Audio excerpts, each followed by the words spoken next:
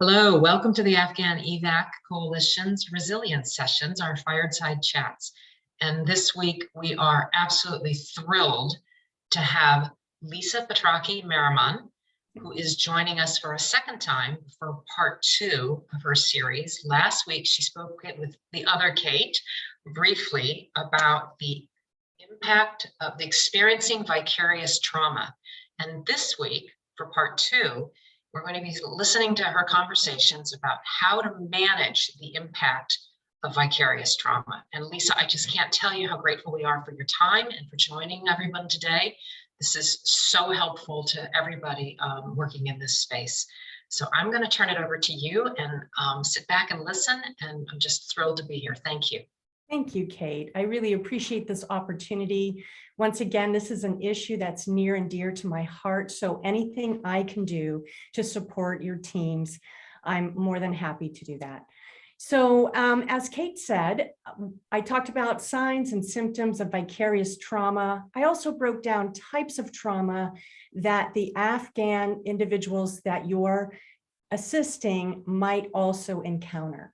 So I want to kind of pick up that thread about vicarious trauma and how it is also can be different for each of you if and when you experience it. So what might trigger one into feeling that they are struggling with the symptoms of vicarious trauma might be different for the other person. So that kind of makes things a little bit hard to pin down. And it's normal if you start to feel like, I don't know what's wrong with me, or once again, is this burnout, or why do I feel so grouchy? So if and when you notice that, just take a step back for a moment. So pause yourself right there for the rest of the ride today.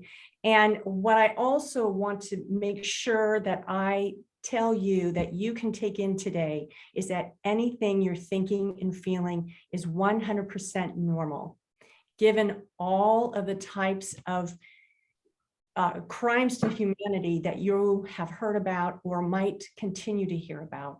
You are going to be at impact at some point. So again, I want to also just commend how powerfully passionate and compassionate you have to be to do the job you're doing. I know that you've all been tireless advocates, and yet it's normal to become overwhelmed by the helplessness of a large influx of people and the amount of people who've been ravaged by violence and who are desperate, terrified, and likely have had chronic forms of trauma that they've had to survive. So once again, you're not doing this wrong. It's the amount of people, and it's also that feeling of overwhelm and helplessness. How can I do enough? I'm not doing enough. That's what we're going to talk about today, is that little trigger in there. There's a little lever in there, and it's run by your amygdala. And that's what we're going to do. We're going to help kind of define what happens, and then also give you some specific tools to help yourselves manage that. All of the information that I'm providing for you today will come mostly from a trauma expert by the name of Dr. Bessel van der Kolk, who I referenced last time in his book, The Body Keeps the Score. So me, I'm just kind of a nerd, and I read everything and anything he publishes. So I'm kind of a clearinghouse for that. So again, what's traumatic or vicariously traumatic for one person is not going to always be the same. For instance, I did talk with a volunteer who was referred to me for some individual coaching. The really interesting thing is that you can, of course, get additional support for yourself from a therapist. I also provide coaching so that we can just pick up where the individual is. We don't have to go into a history of trauma either. So this individual is Afghan native and trying to help out also. And his form of what's traumatic was not the same as his wife's understanding of what's traumatic. So he told me, my wife keeps telling me, you know, I need to do this, I need to get this help, I should be on medication, I should be crying, I should be more upset than I am. And I'm not, but I am really confused. So we talked about how in his world growing up, where there was a lot of war and violence going on, that became his normal. But here in the United States, his wife didn't know anything about that. So he's now here in the United States and then really feeling troubled for people he can't do enough for back in Afghanistan. So that is kind of the example I'm talking about. So again, what we're used to is going to be different for everyone. So we have to give ourselves patience, and we have to give each other patience and compassion. So let's talk about a survivor's guilt. This kind of came up in the last podcast with Kate, where she referenced an individual a volunteer who was saying, how can I even enjoy like the barbecue with the family or my son's soccer game? And that is very, very troubling. And it is a form of cognitive dissonance where you have one thought belief system of people are dying, people need to survive, I'm trying to help these people survive. And now next scene, I'm in the backyard with a glass of wine. That doesn't make sense when you come in and meet up with life and death situations like that. Again, completely normal, although it has volunteers feel like they're losing their minds and or they can't be enough for their family members either. So they kind of hover, they don't really fully feel grounded in one place or the other. People have described it as kind of feeling stretched. That space in between. Exactly. Yes. Thank you, Kate. So there's 3 different types of survivor's guilt. I'm going to try and go through these really quickly so we can really get to the skills. So if you have any guilt around understanding and knowing that people are suffering, but you judge or criticize yourself saying, I didn't do enough because they're still there. I'm the conduit. I didn't do enough to get them out of there today or what have you. So that is going to be a value or a criticism or a judgment you place on yourself, which is very much a Western way of observing the situation. And I'm going to have you notice that because that's a trigger for all of us. That kind of judgment takes us down. It's one thing to say, I'm going to do my best today. And at the end of the day, did I actually do my best? Yes, with the supplies or the communication or what was available for us to mobilize, I did do my best today, given our circumstances. Also, you might experience guilt over what you should have done or that you regret you didn't do enough of or learn enough about in enough time and all of that from their continuing tragedy. You weren't able to somehow do enough to satisfy that and remove the tragedy. And that is a superhuman sort of expectation for any of us. So I just want you once again to notice that, like, oh, that could be a trigger for me. I'm going to pay attention to that. Also, you may have guilt over what you did. So sometimes people feel guilty practicing self-preservation. Part of the vicarious trauma is sometimes pushing away. I worked with pediatricians, and I referenced this last time, at the pediatric clinic where children came in for forensic medical evaluations. And I myself was a forensic child abuse interviewer for a while, and then went over to the family support therapy team. And I was there for about 16 years. So what I want to say about that is that many times we told our own children, oh yeah, you're not that hurt, you're not that scared, you're not that whatever, because we know they're in a bubble of safety based on what the extremes we'd seen. Yet our children experienced that as being very dismissed and very upsetting for them. But we kind of resist their pain. I'm not saying all of you are doing that, but that is something that can happen sometimes. So if you have a family member that says, geez, I really feel like you don't get me, that might be a little bit about why. And in that, we also dismiss our own pain, our own needs. As I said last time, we put ourselves at the bottom of the deck. It's easy to keep doing that. We shame ourselves or do that Western world thinking about, hey, that's not enough. I'm not doing it good enough. And we recalibrate, we get the bar back for ourselves. We pull ourselves back up, and then we're really hard. We drive ourselves hard. And that's when autoimmune things can come up, and or other types of ways we kind of break down, actually. That resonates, if I may, Lisa, that resonates so much. I'm the daughter of a medical family, a physician and a county health nurse. And there was a rule of thumb in our family subconsciously: none of the 4 children get sick, to the point where the public health nurse and the physician sent their daughter to school with chickenpox. So, because we didn't get sick. And I told that story at her retirement party. So it's true. Yeah. And I'm also hearing a subtext of forgiveness, compassion and forgiveness. Yes. Would you agree with that, or does that fit into this? Just great foreshadowing too. Yes, because that's going to be key. So thank you, Kate, for highlighting that. And and I'm just thinking about your image of going to school with chickenpox. That's a perfect example of we did not get sick. There were no sick days in my household. My childhood home. You don't do it. It doesn't happen here. And from their perspective, I understand it. My father was a physician. My mother was a nurse. They came home seeing trauma every day. And as far as they were concerned, that sprained ankle was just a twist. That's right. So get back out there. Yep. Right? Yeah. And that's okay. It wasn't a bad thing. But understanding the context makes all the difference. Right. Yeah. And again, it's something that people aren't aware that they're doing because it's that fight flight thing that takes over on us. And it's so subtle. Did you know? And I had to research this to find this out, but it's because I needed to know for myself how quickly it takes the amygdala to react into fight flight and change your entire chemistry. It takes a nanosecond. Wow.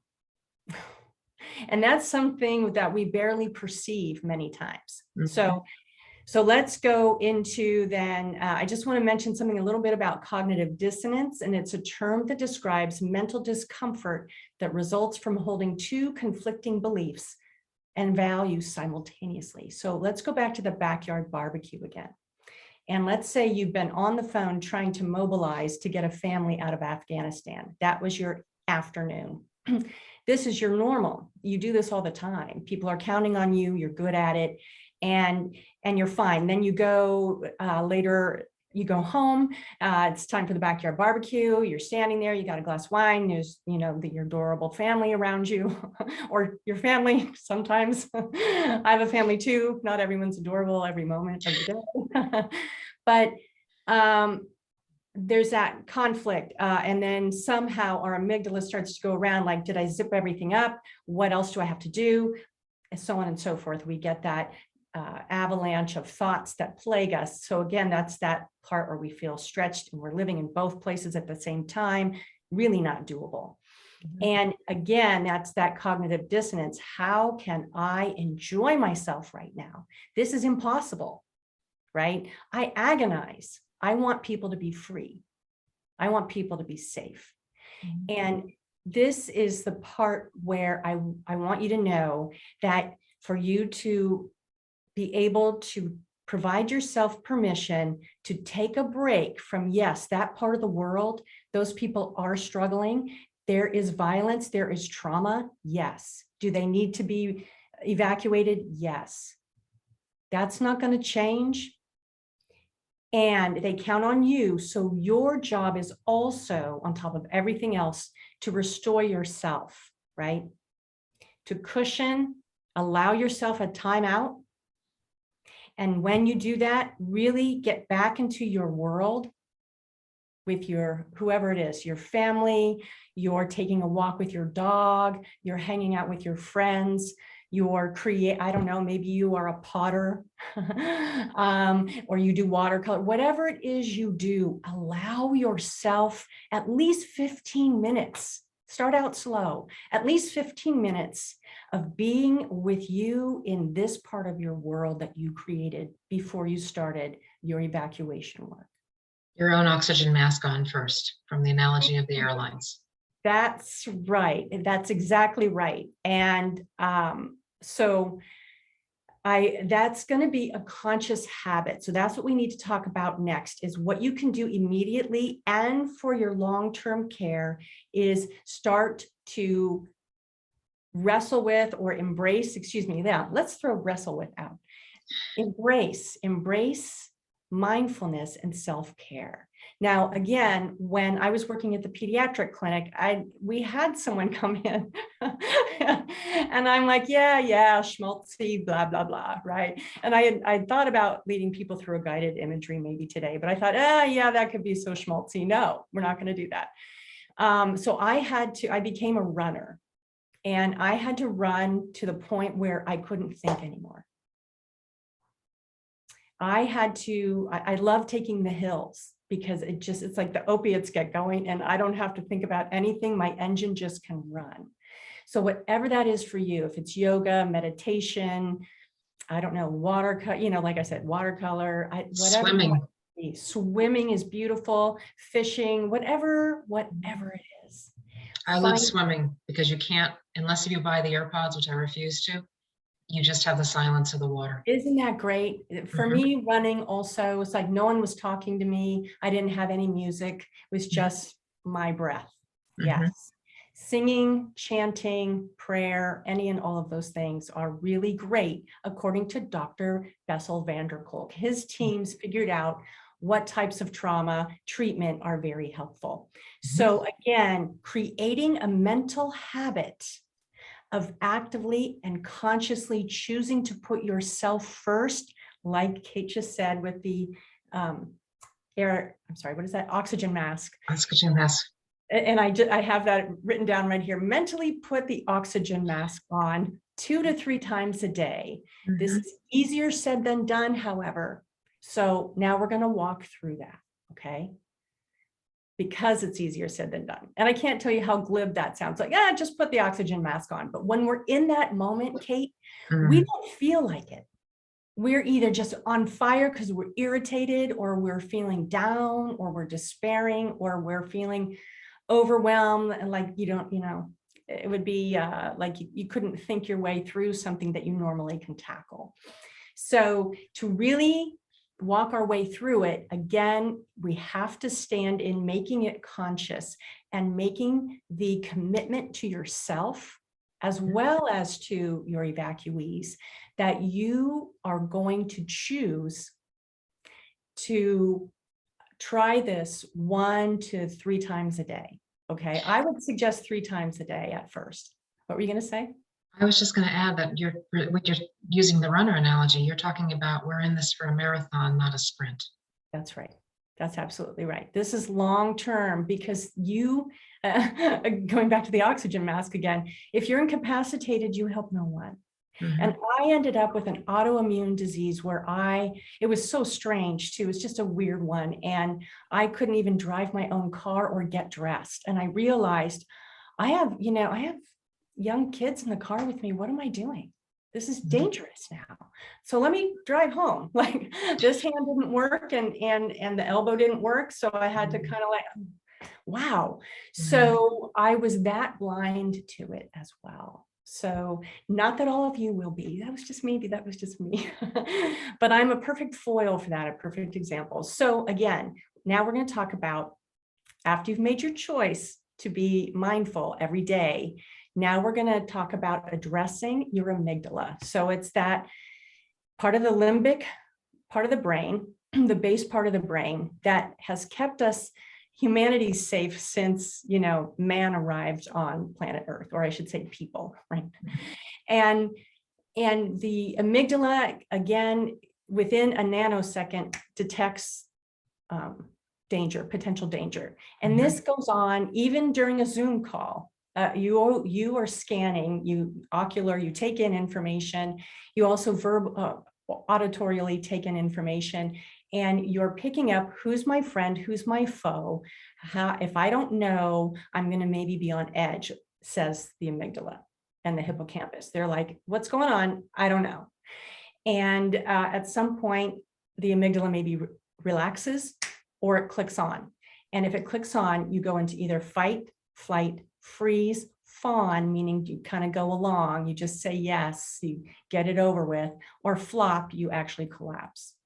So this is where we are when vicarious trauma symptoms come up, when you feel overwhelmed, when you feel irritable, when you distance, when you notice maybe you're drinking more wine than you normally would, when you don't feel like doing anything, when the smallest things feel like it's going to be the last straw, that you are in that sort of overwhelm. And I would say that that's kind of a freeze mode. Like, I can't take any more on. And if anything, you might push back a little without intending it. And you can't see it at that moment. That's the other thing about being, when the amygdala's perked up, you can't read your own tone of voice. You don't have access to that part of the brain. I have a whole other training where I show those parts. But so let's go back. Can we get you to come back for that? Yeah, that would be great. So let me just put the marker out there. Okay, better talk to Kate. Happy to come back though. So anyway, as we're stepping through this now, I want you to know ahead of time to give yourself permission. Tell yourself that you're deserving, to give yourself permission to have relief from suffering that you're experiencing. Give yourself permission, put on the oxygen mask, enjoy the moment of the barbecue. Give yourself permission to remember that you're not helpful to anyone if you're overwhelmed and exhausted. Also, make the commitment to yourself to take care of your physical, mental, and emotional needs. And then if you find yourself feeling lost or numb to your mission, it's normal. And more than likely, it's a sign that you might be in the midst of or ramping up to have more of the vicarious trauma symptoms, which is just an agonizing place to be. It's kind of like that living limbo nightmare of like, I no longer have passion for this, or what's wrong with me. That can also happen. You're not a horrible person if that does occur. So focus on the present moment of now. Once you've allowed yourself that parameter to be mindful at least 3 times a day, I want you to start thinking about right now, right this second. There's a lot of material, as you know, published, lots of information out there from speakers who talk about how to be in the present moment of the now. So Eckhart Tolle is one of those really great authors. So when you're in the now, the amygdala is busy, right? And you disconnect from the feelings of survivor's guilt and helplessness or overwhelmed. So let's take a look at the actual steps to get there. So what I want you to do is the next following 5 steps, other than you've already said, okay, I'm going to be mindful at least 3 times a day. Okay, let's just go with, you've already made that commitment. Okay. And then after that, I made the commitment. I'm still following through. So, but the commitment is actually, just to make that choice, right? Not to decide, because that means you've cut yourself off from other things, but to choose. Choosing is in the moment of being able to be creative and open. So what I'd like you to do then is create a self-awareness checklist and check it 3 times a day. And your checklist will have these 3 things to check. What is my emotional state like right now? Actually, I'm going to back up. What is my physical state like right now? And I want you to, I'm going to take you through just the diaphragmatic breathing, and you can just get a sense of that. Like right now for me, I'm sitting on one of those exercise balls on top of it's a half ball on top of my chair. So I feel a little, like in flex. I'm impressed. It's kind of warm in my room, so I feel the temperature in the room. I'm noticing because I'm speaking and exerting, I'm not breathing as deeply as I normally do. And I have a bright light coming into my vision. Okay, so then the next thing you would do is check on your mental state. So for me, I'm alert.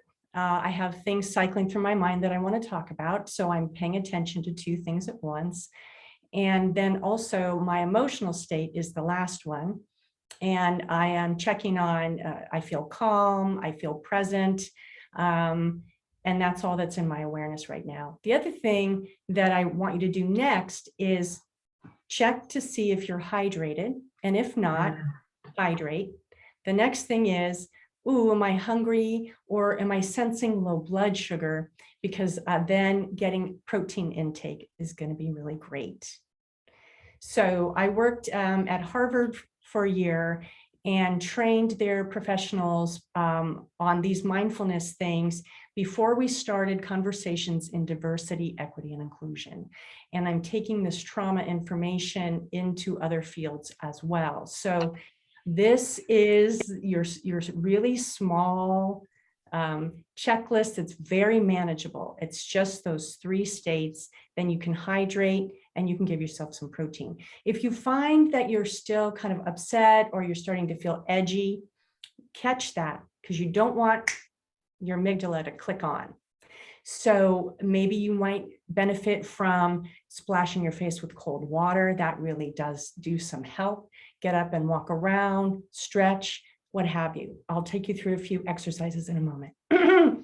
So then the next thing I want you to do is do the 3 diaphragmatic breaths and then do a sensory input exercise. And what we do, what Dr. Vanderkolk's team figured out was after the diaphragmatic breathing, at least 3 rounds. You can do more. I always say that to clients. You want to do some more? And they always say no. But people find relief after the first 3. And then sensory input is giving your amygdala something else to marvel at and get it busy. So the diaphragmatic breathing, there was a, Kate already interviewed one of the doctors that came who provided an example of diaphragmatic breathing. But you would, it's like, you can visualize a box, although it's not box breathing. You can breathe into the count of 4, and then you can hold for the count of 3 or 4, but the exhale has to be at least 2 beats longer than the inhale. So then you pause and you start again, and you do that 3 times. Then what I want folks to do, well, I don't know, do you want to try one, Kate? I actually have been doing it ever since I read in the notes, diaphragmatic breathing exercise, and it's incredibly calming. And yes, I think it'd be great for everybody to take a moment to do that. But I'm laughing because the minute I see the words, it was a trigger for me to start doing it. So thank you for putting it in your notes.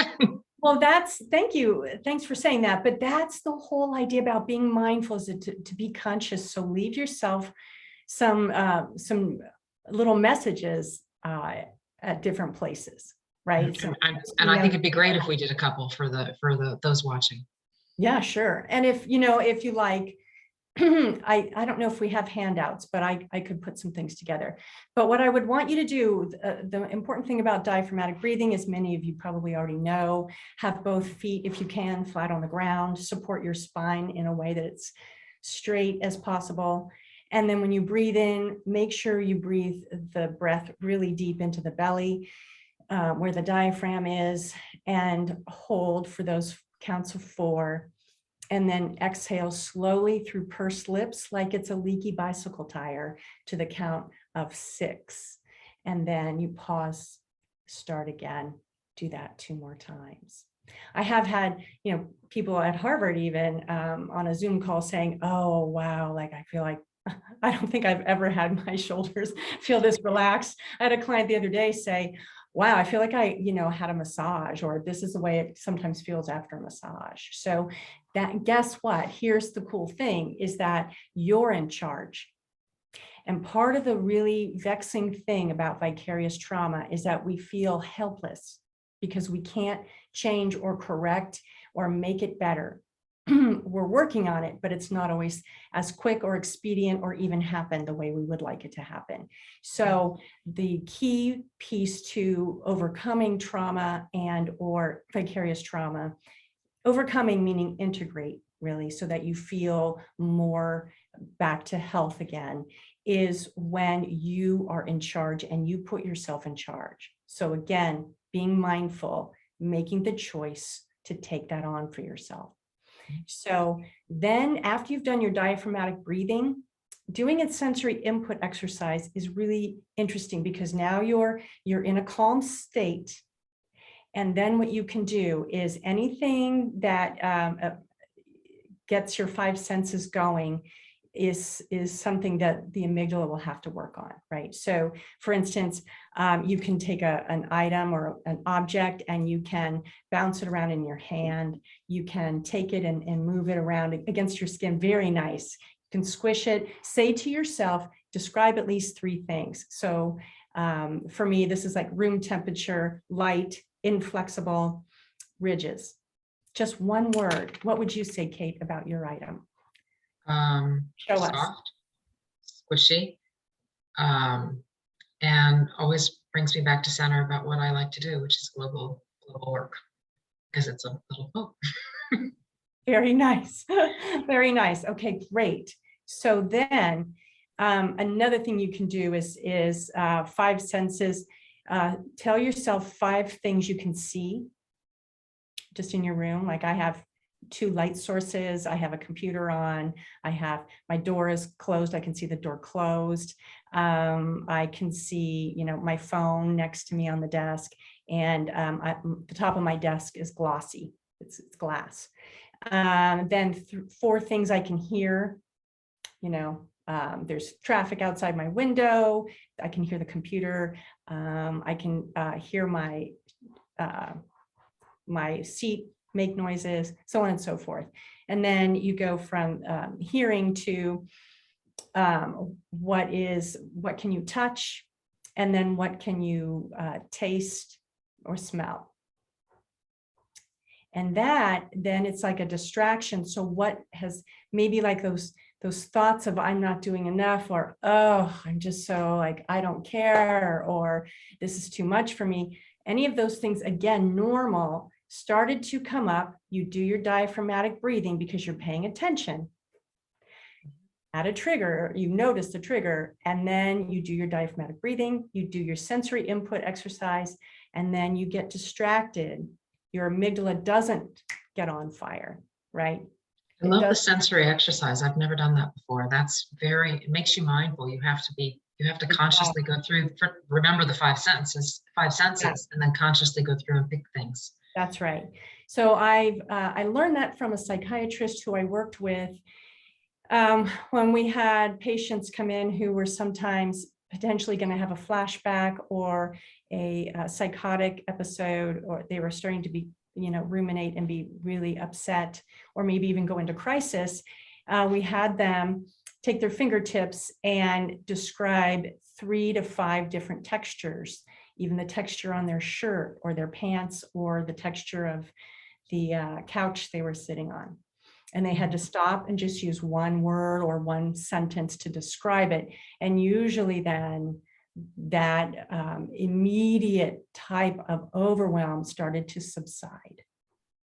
And the other really amazing thing is that this is your most powerful, the diaphragmatic breathing especially, is the most powerful source of managing your internal chemistry and your body and your mind that you have, other than medication. So this is the most powerful natural way for you to manage your entire being. This is incredible. It's really great. I am conscious of the time, so and I would love to. I want to keep going here. So just a couple more things I have. So I'm hoping that I can do this part pretty quickly. So the next thing that is recommended is healthy lifestyle choices. Now, I'm not here to be preachy at all, but think about when you're mindful, how can you add to that? I think all of you are just probably so amazing at all the things you've achieved and accomplished in your lives. And so I know when you take something on, you're really going to go all the way with it when you really get traction with this idea. So I want you to also then add specific exercises, whether it's walking or swimming, like you said, Kate, or yoga practice. And then you can also do somatic experiencing exercises. And that would be, I included a link. It's Somatic Experiencing Institute has specific types of exercises. And the premise is that after a mammal has been, that's prey, the pursuit is off and they survive, they shake off the stress of the adrenaline. And adrenaline can live in our systems for 20 minutes, 72 hours to sometimes 3 weeks. Wow. And during that time, we are negative thinking because our amygdala is still sitting in that plasma of the adrenaline until it dissipates. So walking, moving, breathing is going to help. The really difficult part is that when it's been activated and we're in that 20-minute window or 72-hour window, we don't feel like getting out and running. I know all the steps, I know all the tools, and sometimes I'm like, yeah, no, pass. And I just have to wait for it to dissipate. So we're all human, but these are some ideas for you. I do have, let's see, another exercise. It's Dr. Daniel Siegel has an exercise where he extends his arms all the way out and does just one nice big diaphragmatic breath. And then he brings his right hand over and puts it on his heart. And then you take the left hand, he takes the left hand, puts it on top of that right hand, and then just breathe slowly. He does this standing up, but you can do it while you're seated. The other thing I love about these exercises is that you can do it at your desk. You don't need a yoga mat. You can just do it right here. And I've had clients say they feel grounded, and I think he calls it a grounding exercise. Yeah. That's beautiful. I love that. Really great. So again, the last thing I want to say is pursue personally meaningful tasks again, and maybe kind of ritualize the time you start your advocacy work in the morning or whenever you're doing it. And then when you're done for lunch or done at the end of the day, make somehow that you mark it. When I was working with chronically mentally ill adults, it was actually such an honor, I would actually imagine myself putting on a space suit or like a scuba suit every day that I went in, because I was having dreams about them. And then when I started to ritualize this at the end of my day at the residential treatment center, I would imagine myself taking it off and throwing it out the window as I was driving home. And then I did think about that. That's so important. I used to, when I had family members who were working in policy office in the Department of Defense, and literally we had an exercise, which is you park it at the door. That's right. At the door, you shake it off, and when you open that door, it stays behind that door. And that's very hard to do in this work because we're on signal all the time. So even if we can just make moments where it's like, for the next half hour, I'm not on my phone. Yes. Yes. And or I'm running or I'm swimming, and my phone is not with me when I swim. So right. Because for many of my colleagues in this space, for many of them it's 24/7, and it's been going on for 12 plus months. Right. So, thank you for bringing that up, Kate. That's really, so it's even if we just make, what's the word I'm looking for? Even if we just make sort of artificial demarcations where we just say, okay, I can't park it at 5 o'clock, but I can park it at this point for this amount of time. Yes, thank you. Maybe 15 minutes in your day. Mm-hmm. So the last part then in pursuing mindful, meaningful tasks is, if you can, think about gratitude. What are the things you are grateful for? Again, backyard barbecue. Okay, I'm grateful that it's not raining out, or I'm grateful that this is really tasty. Someone else did the cooking maybe, or whatever it happens to be, right? Maybe you can come up with just 3 things you're grateful for, even if it's during that 15-minute timeout window. And it's huge. if you have a moment, maybe journal or jot it down. So that, and then gain social support for yourself, maybe other volunteers, or maybe people outside of the volunteer world. So with daily practice, I know that this will be of assistance to you, and I'd love to hear how. Oh, this is Lisa, this is just fantastic. Thank you. And I was reminded as you were talking about how there was a phrase came into my head: when we stress, we regress. And just the reminders that when we stress, we regress and we turn into that 12-year-old that was disempowered, or the 6-year-old that was disempowered, or the 15-year-old who felt like they failed, or the 36-year-old who's, whatever it is. But we have moments, and there are different triggers, and forgiveness. And I love the breathing. I just, such a reminder. I need to label breathing. Yeah, in right. every room I walk into, breathe. So, that's right. I do have clients text me 3 times a day. It's got to be an honor system, but they have to do the breathing when we do the work. So, but yes, it's key. And I know that all of you are passionate, compassionate warriors, if you will, for these groups of people, and that your work can continue. And I want you to take good care of yourselves. So that's my gift to all. So we're so grateful. I mean, on behalf of the coalition, on behalf of Kate, who is the other Kate, who's not here today for some really good personal and professional reasons, just so delighted you joined us. And I'm just very, very, very grateful. So Lisa, thank you for joining us. Yeah. And I hope you'll come back again if there's a part 3. And to everyone who's watching this, I really encourage taking a listen to part 1 last week on experiencing vicarious trauma and how to manage the impacts of these traumas today. So thank you so much. Oh, you're so welcome. Kate also included my email, I think, in one of the emails she sent out if you have questions and or would like to talk about additional supports for yourself. That'd be great. Thank you so much, Lisa. Really enjoyed this. I'm just very, very grateful. Thank you, Kate. Enjoy your day. Bye. Thank you.